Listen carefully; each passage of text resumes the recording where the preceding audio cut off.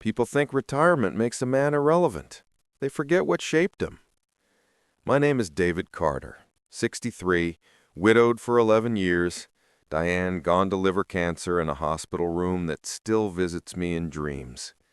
I raised our daughter Olivia alone, burning through every ounce of strength I had left. I worked nights as a construction foreman, pouring concrete by day and dinner plates by night. Skipped vacations, sold my truck, took double shifts to pay for her private school because she deserved a shot. I never remarried, not because there were no chances, but because family isn't owed, it's nurtured. My life became Olivia's life, her birthdays, her college tours, her first heartbreak. When she had a daughter of her own, I thought maybe, just maybe, love had come full circle. I never imagined I could become a burden. Tonight is when I learned I already had. If you disappeared tomorrow, nobody would even notice. The words landed before I realized they were meant for me. Olivia didn't shout them. She said them like an observation, like she was noting the time. I froze with my fork halfway to my mouth. "I'm sorry, what?" She didn't look up from her plate. "You heard me." Thomas stared at his napkin. Ella giggled at something on her phone, the sound of TikTok trends spilling into the room like static. I tried to laugh it off. I didn't think my being here upset anyone. Olivia dropped her fork, metal against porcelain, sharp enough for me to flinch. "Dad, you're always here. Every week, every weekend. You just show up. We can't keep babysitting a lonely old man." "Liv," Thomas tried gently. "What?" she snapped. "Someone has to say it." The refrigerator hummed. The candles flickered. I could smell rosemary on the chicken I no longer wanted. "I only come because you invite me," I said. "No," she corrected immediately. "You invite yourself. We're trying to build our life. You don't fit in it anymore." Ella sighed loudly and scrolled faster. My chest tightened. "I didn't know my presence made you unhappy." "You make it dramatic," she said, exasperated. "It's not sad. It's just life. People move on." Her phone buzzed. She picked it up mid-conversation. That hurt more than the words. I spoke slowly, deliberately. "Tell me what you want, directly." "I want space. I want peace. I want a home that doesn't feel like a nursing home. I want you to stop dropping by, expecting us to revolve around your loneliness." Her voice shook, not with anger, with exhaustion. I looked at her like a stranger I used to know, the girl whose scraped knees I cleaned, whose nightmares I soothed, whose future I built with blistered hands. "So after everything, I'm too much?" "No," she said, "you're just not part of our life anymore." That was the real blow. I nodded once. No yelling, no argument. My dignity might have cracked, but it didn't shatter. I stood. My chair scraped softly against the hardwood. 3 faces lifted. Annoyance, discomfort, indifference. I picked up my old leather coat. Olivia frowned. "Where are you going?" "If that's how you feel," my voice wavered, but I didn't look away, "then you won't have to see me anymore." Ella didn't look up. Thomas looked guilty. Olivia blinked fast, maybe realizing what she'd done, maybe refusing to. I walked to the door. The warm house air pressed against my back. The cold night waited. I didn't slam the door. I just closed it behind me. And I didn't come back. People say grief softens over time. Maybe it does for some. For me, it simply changed shape, from sharp pain to the quiet echo that followed me everywhere. I live in a modest suburban house on Willow Bend Lane, white siding peeling in places, a wooden porch that needs repainting every spring. Inside, family pictures line the hallway. Olivia's missing front teeth at age 6, her high school graduation, The three of us at the beach. And in the living room sits a piano layered with dust. Diane used to play it. I never had the heart to sell it, though I haven't heard music in this house for over a decade. After Diane died from liver cancer, the house swallowed every sound. I remember that hospital room too clearly. The fluorescent light, the hollow rhythm of the machines, Diane's hand cold in mine. I'd always been strong, but that night I learned strength and helplessness can coexist. Olivia was 20 then, still figuring out who she was. I made it my job to make sure she didn't fall apart. I worked nights as a construction foreman, the kind of job that tears your back apart one day at a time. When the double shifts weren't enough, I sold my truck. We could have sent Olivia to the public school down the street, but Diane believed in giving her the best, and I wasn't going to fail her wish. So private school tuition got paid, even if it meant I slept 3 hours a night and ate canned soup for dinner. When men at work asked why I never remarried, "You're still young, Dave. You could find someone," I always shrugged. I didn't want someone. I wanted my family. I wanted to build every good thing in Olivia's life with my own blistered hands. I didn't believe a father was owed appreciation. I believed love was something you earn over and over again. Loneliness never scared me. Being unwanted did. For years, Olivia and I had little rituals. Friday lasagna nights, Sunday hikes, birthday scavenger hunts where she'd make me look for her presents one clue at a time. After she married Thomas, traditions shifted, but they didn't disappear. I became Grandpa, the man who brought cookies and bad jokes, who showed Ella how to ride a bike, who handed her $5 every time she got an A. Those memories aren't dramatic, but they're the ones that matter to me. Some people have lively social circles. I never did. I had two constants, my daughter and my work. After retirement, I was left with only one. I didn't spend every day being nostalgic. I had small joys, too. Mornings on the porch with coffee, fixing broken things around the house just to keep my hands moving.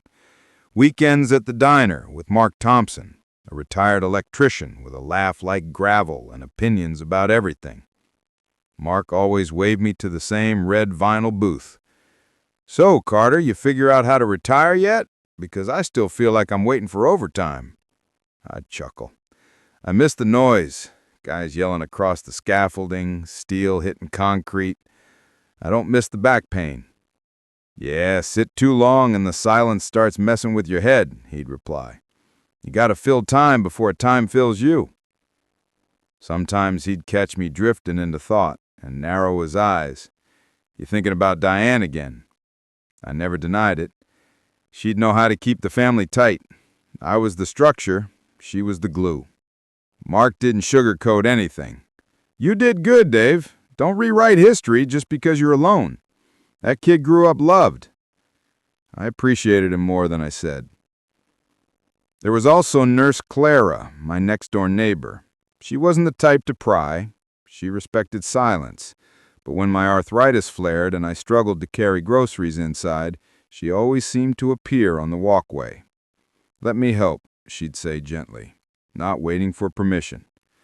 I'd argue out of pride. "I've got it." She'd shake her head. "You had it. Today you don't. Tomorrow maybe you will again." She'd put the bags on the counter, pat my shoulder with clinical kindness, and leave just as quickly. Never lingering, never pitying me. I admired her for that. For a long time, life felt steady, quiet, but steady. I assumed the closeness between me and Olivia would only deepen with time, not fray. When she called with small emergencies, "Dad, can you fix the back door? Dad, can you watch Ella while Thomas works late? Dad, can you come over for dinner?" I didn't take them as obligations. I took them as proof that I mattered. I didn't know while I was holding on, Olivia was letting go. The first sign was subtle, a canceled Sunday plan. Then two, birthdays became group dinners instead of family days. Ella stopped answering my texts, then stopped hugging me hello. The piano got dustier. The family pictures stayed the same because no new moments were added. I told myself it was normal. Families evolve, kids grow up, priorities change. I didn't want to cling too tightly and smother them. I believed that love meant supporting from the background, not demanding attention. But there were nights, more than I admitted, where the house felt too large, where I'd walk down the hallway and pause at Diane's picture, whispering, I hope I'm doing right by them. Sometimes I sat at the table set for 3, imagining laughter that wasn't there anymore. I wasn't desperate for company. I just missed belonging, the comfort of knowing there was a place I fit without asking permission. The hardest part wasn't the silence. It was the fear that I had outlived my usefulness. I'd clean the porch rail, water the same plants twice, polish the tools in the shed, not because they needed it, but because I needed to feel needed. I'd think about calling Olivia, then put the phone back down. I never wanted to be the father who demanded gratitude. I thought love stayed as long as you gave it. I didn't understand that people can grow around you and then grow away from you. I didn't recognize the early signs, not until that night at the dining table, when Olivia finally said out loud what I feared most. But that moment didn't come from nowhere. It came from years of shifting tides, tides I ignored because I thought family was strong enough to survive anything. I believed love was unshakable. I didn't know it could be unreciprocated. The distance didn't appear overnight. It crept in quietly, months before the night everything broke. The first time I noticed it was while Olivia and I were packing groceries into the cart at Myers Market. I picked up a jar of pasta sauce, the brand Diane used to buy, and set it beside the bread. Olivia sighed sharply. "Dad, we don't buy that one anymore. You forgot." I blinked. "Sorry. I thought Ella liked this one." "She used to. 4 years ago." Thomas shifted uncomfortably behind the cart, pretending to read the receipt. I tried to lighten the mood. "Memories get old just like knees do." But she didn't smile. "Yeah, and we don't need you slowing us down today. We're in a hurry." I nodded, stepping back, hands behind me so I wouldn't pick up the wrong thing again. Ella stared at her phone like I wasn't even in the building. At checkout, I offered to pay. "No," Olivia snapped. "You don't need to act like you're supporting us." I swallowed that one quietly. She used to say thank you. Now she said nothing. Or worse, too much. Outside, I walked toward the driver's side door, something I had always done when we rode together. Thomas caught Olivia's elbow before I reached it. "He shouldn't be driving anymore," he whispered, but not quietly enough. "Somebody could sue us." The word stunned me. Sue them, as if I was a liability, not a parent. Olivia looked at me like she'd been waiting to say it.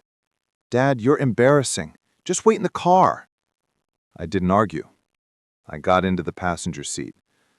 The car smelled like new leather and strawberry air freshener, but I didn't feel welcome inside it. The next month, the tension followed us everywhere. Unspoken, but suffocating. At a restaurant dinner, supposed to be a family treat, I tried to tell a funny story from my construction days. Something about a coworker who dropped a hammer from the 3rd level and nearly blamed it on gravity having an attitude. I'd barely reached the second sentence when Olivia slammed her fork onto the table. "Oh my God, Dad, the story is too long. Can you get to the point for once?" The room fell silent. People at nearby tables looked over. Thomas lowered his eyes. Ella stared straight at me and said, without hesitation, "Grandpa, you're boring." The child I used to push on a swing. The child who once clapped when I walked into a room. She didn't even blink after she said it. Olivia didn't correct her. I forced myself to smile.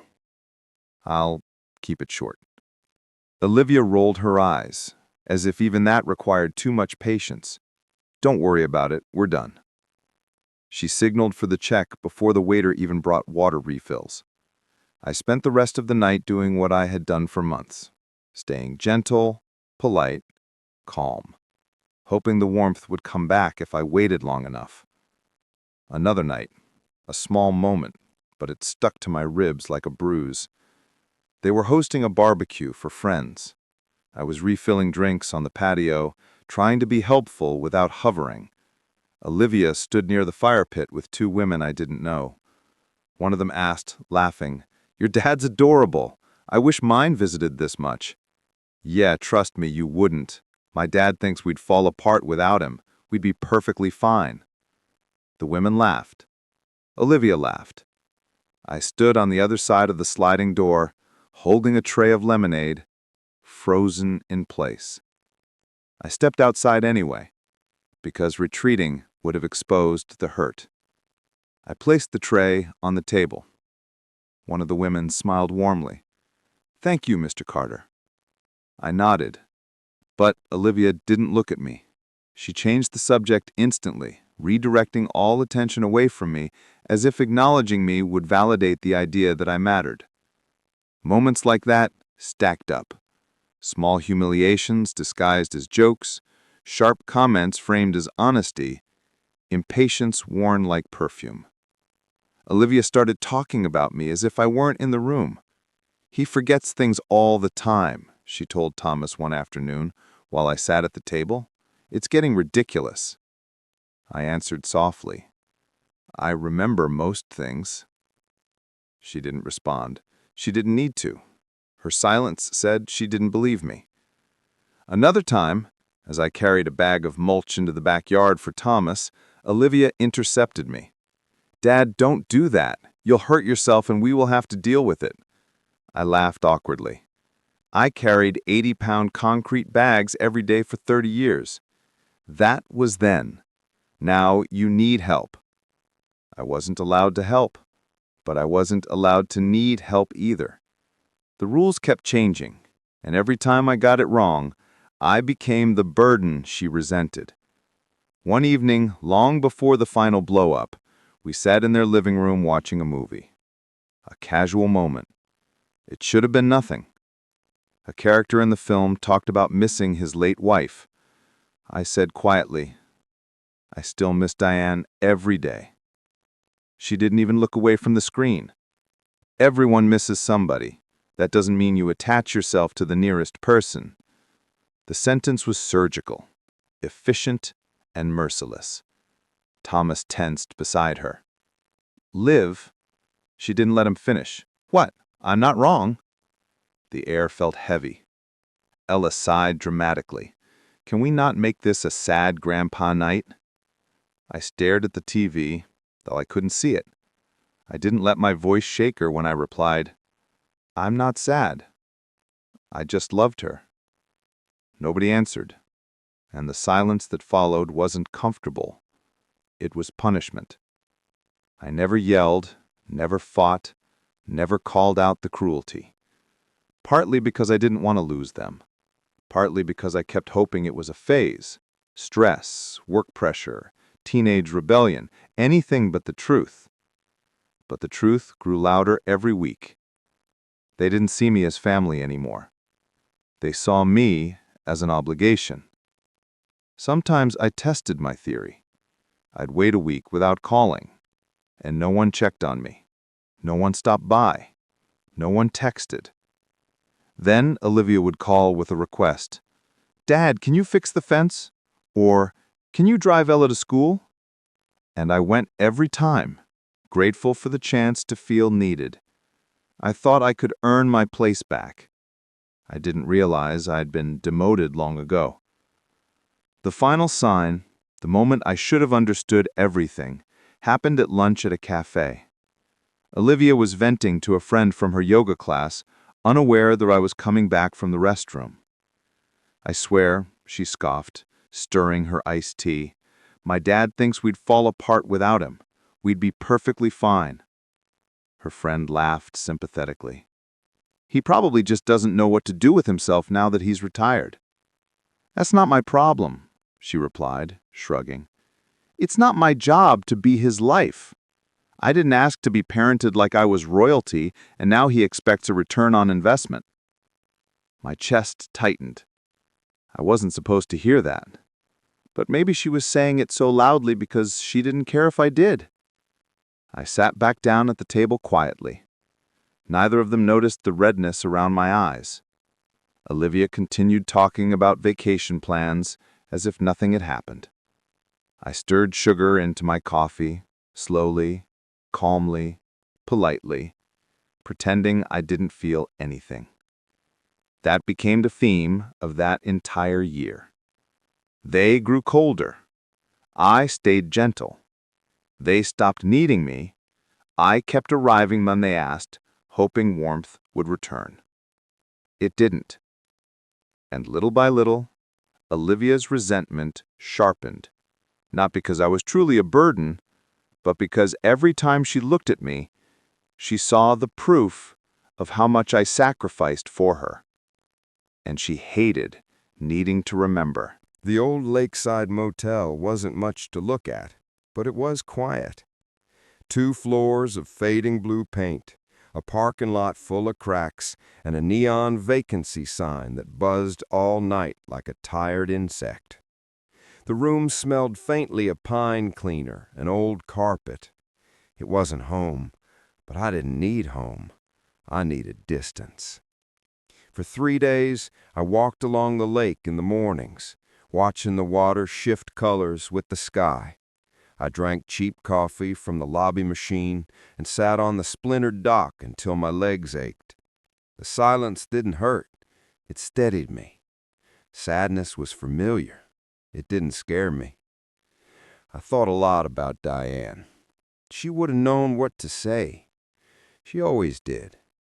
She would have touched my cheek, looked me in the eyes, and told me that dignity isn't something others give you. It's something you refuse to lose.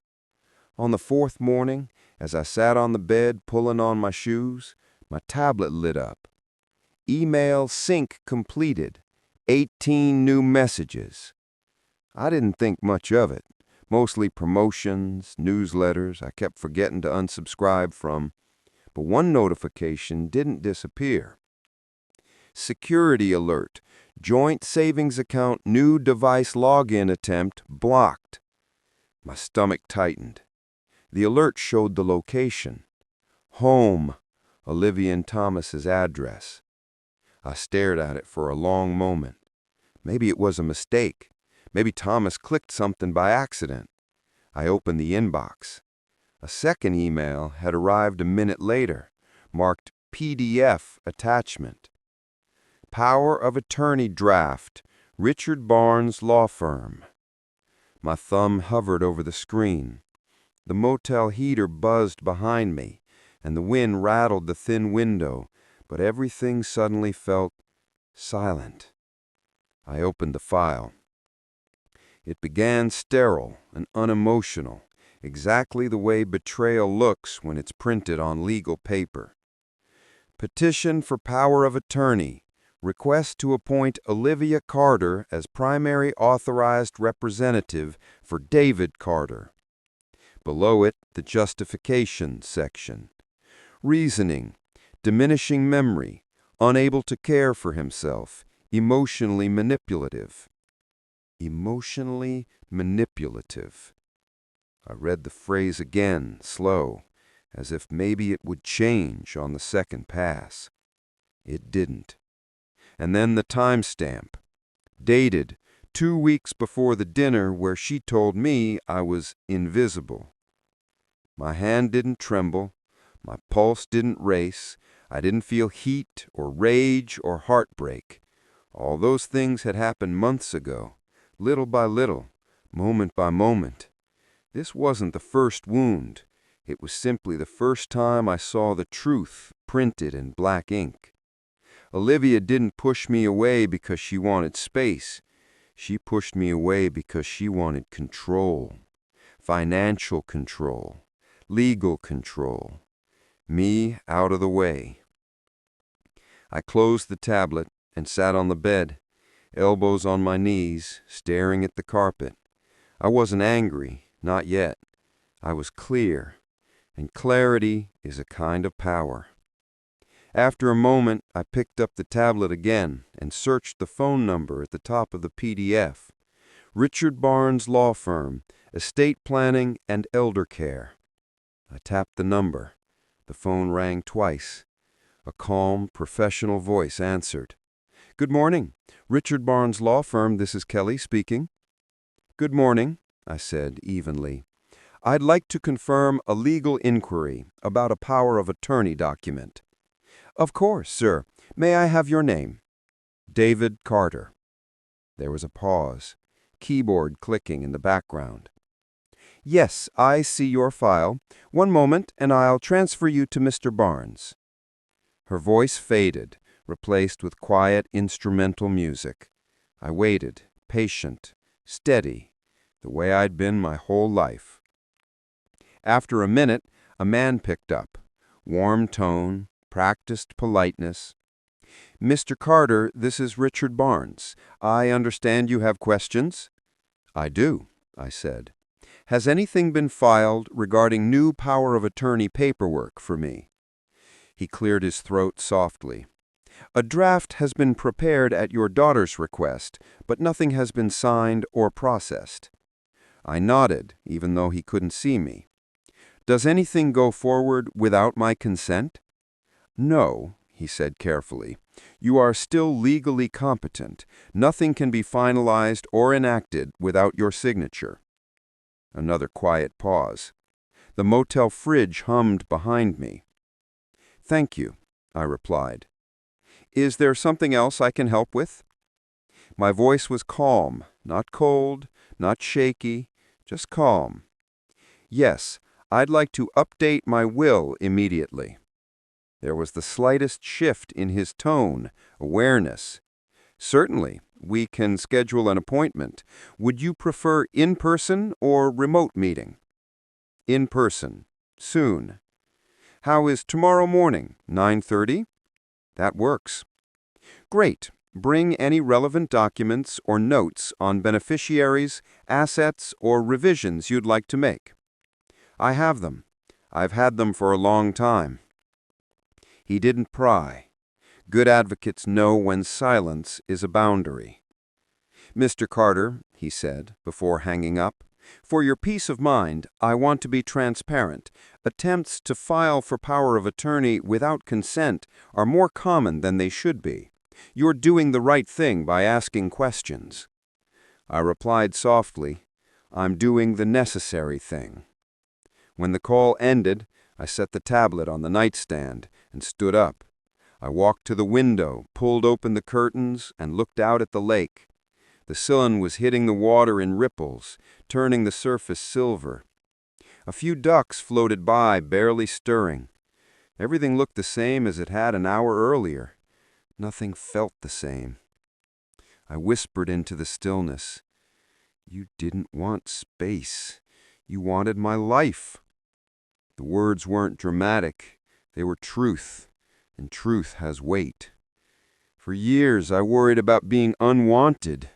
I never imagined I'd become exploitable. I opened the closet and pulled out my old leather coat, the same one Olivia stared at when I walked out of her house.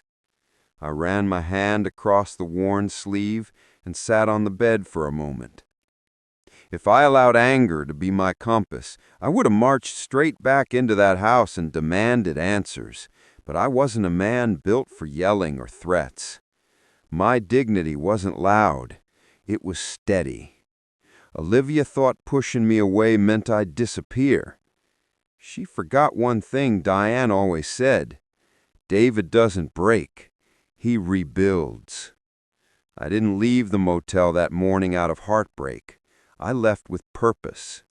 Updating my will wasn't about revenge. It was about protection. Not against the world, but against my own child. That was the cruelest part of all. But sometimes survival means accepting what love no longer protects you from. As I locked the motel door behind me, I felt the strangest thing. Not grief, not fury, clarity. And clarity is the beginning of change. Ella's 15th birthday party looked like everything a family celebration should be. Pink and silver balloons tied to the staircase, music thumping from a Bluetooth speaker. Teenagers taking photos near a backdrop that said, "Happy 15, Ella." The smell of frosting and barbecue mixed in the air. Laughter filled the hallway. I stood outside the house for a moment, breathing in slowly. I wasn't here to ruin a party. I wasn't here to fight. I was here because clarity demands action, not silence. I knocked once and then let myself in. The door wasn't locked. It never used to be. Olivia spotted me almost instantly from across the room. She froze mid-conversation, eyes widening with shock, then snapping into anger. "What are you doing here?" she hissed, storming toward me. "You have no right to just show up." I kept my voice steady. "I'm here to give Ella her birthday card, and to speak with you." "We are not doing this here." Her voice shook, not from fear, from control slipping. "You need to leave." "I'd prefer to speak in private." "No," she shot back. "Not here, not now. You don't get to—" I nodded once, accepting it. "Then I'll speak here." The music didn't stop. Kids kept dancing, but the adults nearby noticed the tension instantly. Thomas stood behind Olivia, hands half raised, like he wasn't sure whether to intervene. "Dad, maybe another time." "No," Olivia snapped. "He needs to go, right now." I didn't move toward the door. I didn't raise my voice. I didn't flinch. I simply spoke. "I knew you didn't want me around." A few heads turned. "I didn't know you wanted control over what I've spent a lifetime working for." The room didn't fall silent. It plunged into silence. Olivia's face drained of color. She shook her head fast, desperate. "You don't know what you're talking about." Thomas turned to look at her, really look. I reached calmly into my coat pocket and took out my phone. "I never wanted to expose you, but you left me no choice." I pressed play. Her voice poured into the room from the phone speakers, loud, clear, undeniable. "Once I get the power of attorney, Dad won't be able to blow money on stupid things. I'll finally be in charge." A few teenagers turned to look. One mother covered her mouth. A plastic cup dropped somewhere. Olivia's breath stuttered. That was taken out of context." I stopped the recording and lowered the phone. "It was dated 2 weeks before the dinner where you told me I was invisible." Thomas stumbled over his words. "Olivia, you said it was just to protect him. You said—" "It was," she insisted. "He's forgetful. He's getting old. I didn't mean—" "Dad, please stop." "I'm not here to punish you," I said quietly. That confused her more than anything. She blinked rapidly, looking for the attack that never came. When she didn't find it, panic bloomed. "Then why are you doing this?" she whispered.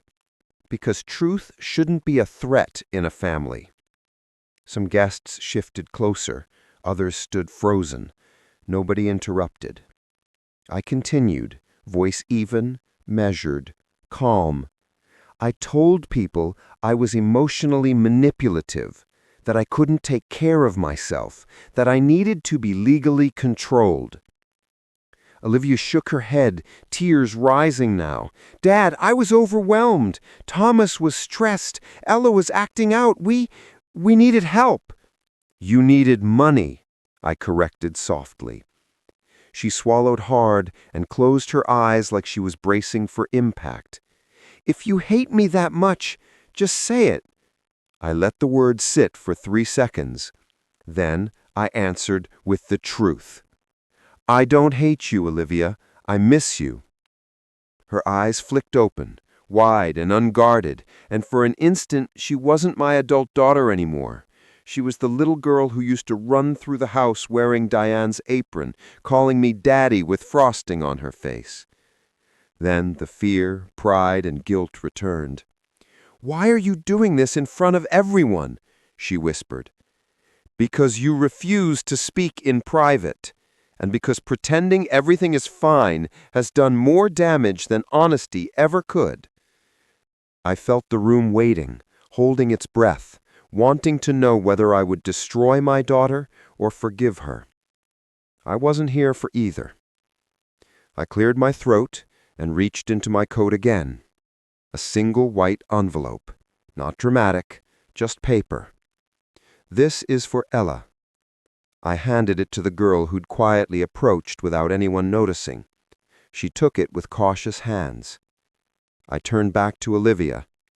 "You should know what I've done, not to hurt you, but to protect the legacy you tried to take." She stiffened. "Dad, what do you mean?" "I met with my attorney yesterday. All of my savings, assets, and investments, every dollar your mother and I built, are being placed into a scholarship fund in Diane's name. For children of single parents. Kids who need what you were given." A collective gasp moved through the room, soft but unmistakable. Olivia stepped forward, voice quivering with disbelief. "Dad, you can't do that. That money it's your life." "It is," I nodded, "and it's going somewhere meaningful, somewhere it will build lives, not resentment." Her face collapsed, anger and sorrow fighting each other. "So you cut me off?" "No," I said, shaking my head. Everyone went still. I spoke clearly. No bitterness, no victory, just truth. "You will receive your rightful share someday if you demonstrate 1 full year of voluntary participation in the program. No pay, no credit, no cameras, just showing up for kids who need support." Olivia's mouth fell open. She looked genuinely wounded because this wasn't punishment, it was accountability. "So you're going to make me earn my own inheritance?" she whispered. "No," I answered. "I'm giving you the chance to become the person you once promised to be." Tears rolled down her cheeks now, but she didn't reach for me, and I didn't offer comfort. Love can be present without enabling destruction. Thomas wiped his face with his sleeve, shaken. "David, I didn't know. I swear I didn't know." "I believe you," I said simply. Ella sniffed, staring at the birthday card in her hands like it contained the key to everything. Olivia tried one last time, voice soft, desperate, the child inside her finally showing. "Dad, please, don't leave again." She said it, but the tone wasn't love. It was fear of consequences. I looked at her, the daughter I raised, the woman who forgot where she came from, and I answered with dignity, not anger. "I'll always love you, but love doesn't survive dishonesty. If you want me in your life, you'll have to earn that too." She sobbed, but not the way a daughter cries for her father. She cried like someone who just saw her grip slip. I turned toward the door. A few guests stepped aside gently, respectfully. No one judged. No one stopped me. My hand touched the doorknob. I didn't slam it. I didn't even look back. I just said, loud enough for her to hear, "Diane would have been proud of you once. I hope she will be someday." Then I walked out, coat on, head high, dignity intact. Anger wasn't with me. Clarity was. And clarity is stronger than rage. The weeks that followed didn't explode. They sank. Silence has a way of showing people who they truly are. Olivia tried anger first. She called twice in the first week, never to apologize, only to demand. "Dad, you humiliated me. Everyone thinks I'm a monster because of you. You're punishing me for being honest." I didn't argue. I didn't defend myself. I simply said, "When you're ready to talk without blame, I'll listen." She hung up every time. Week 2 brought silence, the kind of silence meant to make me panic. But I didn't. I watered the herbs I planted behind the cottage, basil, thyme, rosemary, and watched small leaves emerge from the soil, like proof that life grows again if you give it space. The cottage wasn't luxurious, but it was peaceful. 1 bedroom, patched tile floor, sunlight that hit the porch in the early morning. I spent hours sanding old chairs and repairing tables neighbors dropped off, grateful for the work, even if they couldn't pay. Hands busy, mind calm. No accusations, no shouting, no fear of being unwanted. Week 3 brought desperation. Olivia finally texted, "You're doing this to get back at me. I know it." I stared at the message a moment before replying, "I'm doing this to protect the good in our family. When you're ready to rebuild instead of destroy, I'm here." She didn't answer. Thomas called me instead. He didn't start with small talk. "David, we're separating for a while." I paused, but not in shock. "I'm sorry. I know this is painful." He exhaled shakily. "She won't stop blaming everyone. Me, Ella, her friends, the lawyer, even Diane. God help me.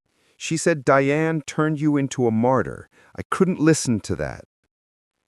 I rubbed my forehead, leaning back against the wall. That kind of pain doesn't go away by pointing fingers. "I know," he said softly. "I just hope she figures it out before it's too late." I didn't say what we were both thinking, that consequences don't disappear just because you don't like them. Before hanging up, Thomas added quietly, "You didn't deserve any of this." I replied just as quietly, "Neither did she. But here we are." Ella's message arrived a week later. Short, simple, honest. "I didn't know everything. I just miss you." I stared at the screen a long time before typing, "I miss you too. Anytime you want to spend the day here, the door is open." She didn't answer right away. 2 hours later, she texted, "Mom said I shouldn't talk to you because it makes her look bad. I don't care." I closed my eyes, not from sadness, but from relief. The next generation didn't break. She didn't ask for money, didn't ask to be rewarded. She just wanted connection. I wrote back carefully, "You don't have to choose sides. Just choose kindness. That's enough." She responded with a single heart emoji, the most teenage form of sincerity possible. And it was more than enough. Life at the cottage found a rhythm. Mornings on the porch with coffee, afternoons fixing furniture in the shed, evenings reading or walking by the creek. It wasn't a life of noise. It wasn't a life of applause. But it was a life of dignity. My lawyer, Richard Barnes, called one Thursday afternoon. "Mr. Carter, I'm calling with an update on the Diane Carter Scholarship Fund." I set my tools down, brushing sawdust from my palms. "I'm listening." "All formal filings are complete. The account is secured and active. No distributions can be altered without your approval, and the conditional inheritance clause for Olivia has been notarized." "And the first applications?" He smiled through the phone. You can hear a smile when someone cares about their work. "Already coming in. 3 single parents requesting academic support for their children. My chest swelled, not with pride, but with meaning. "Thank you, Richard." "No," he corrected gently, "thank you. Not many people choose legacy over ego." Before hanging up, he added quietly, "I hope things improve with your daughter." I replied with the only truth I had.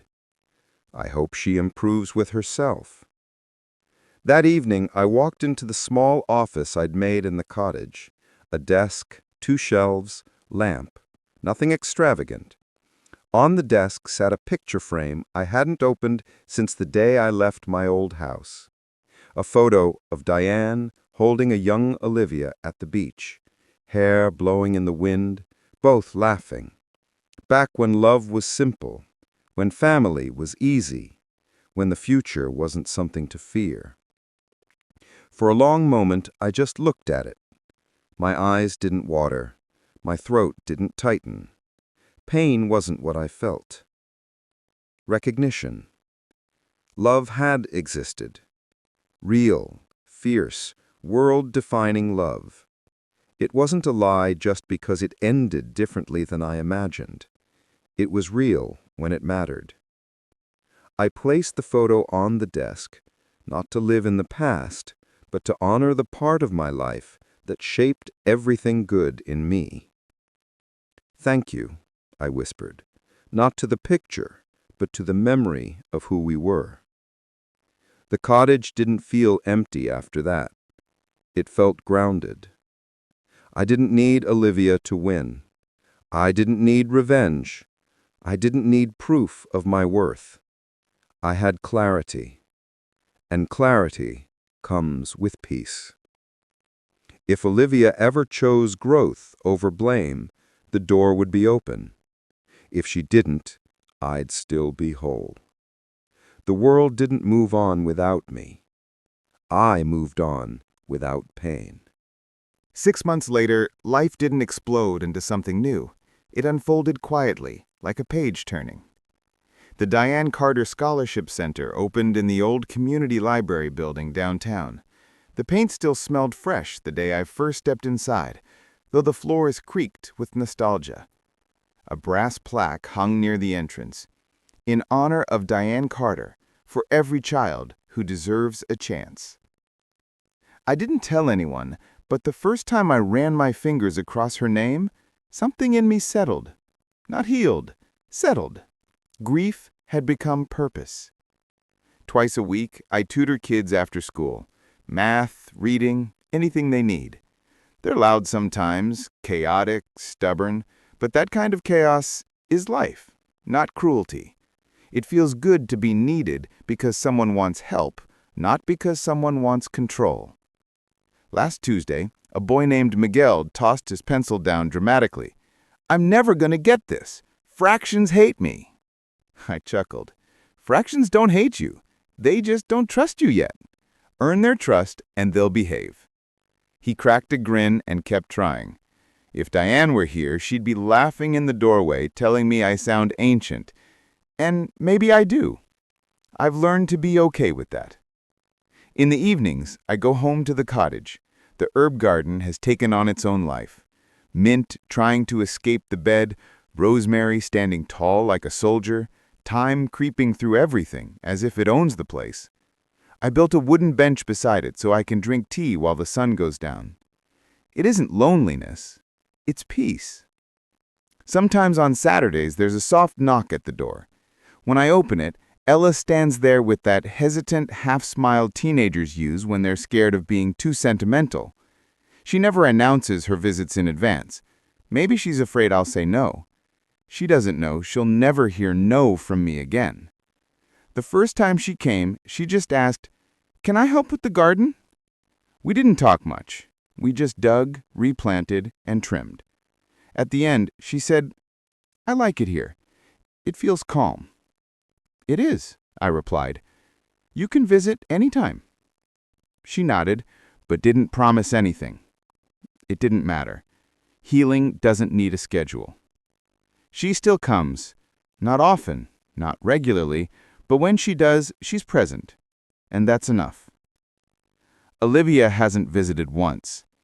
She called twice, weeks apart. Both times the message was the same, said differently. I'm not ready. Both calls ended with, I'll try. Just, I'm not ready. A younger version of me would have chased her, explained myself, apologized just to reconnect, swallowed everything for the sake of family unity. This version of me understands something I spent a lifetime not knowing. Love does not require self-erasure. I still love my daughter. That will never change. She is part of my story, a vital part, but not the part allowed to define my worth. Sometimes I wonder if she'll show up one day, if she'll stand where Ella stands on the porch, shifting awkwardly, trying to form words, if she'll ever choose humility over pride. I hope so. Not for my sake, for hers. But I don't wait for it. I live. I tutor kids who look at the world with the same hunger Olivia once had. I watch mint overgrow and bees visit the lavender. I fix furniture that's older than I am and give it a second life. I laugh more than I cry. The picture of Diane and little Olivia rests on my desk in the office.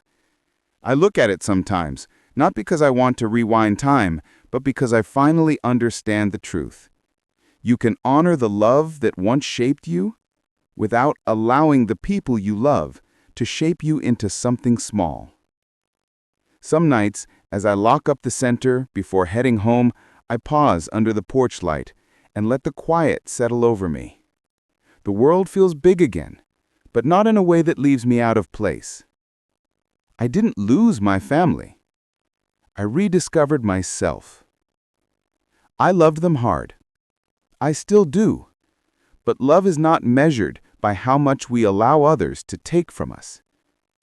The lesson came late, but it came.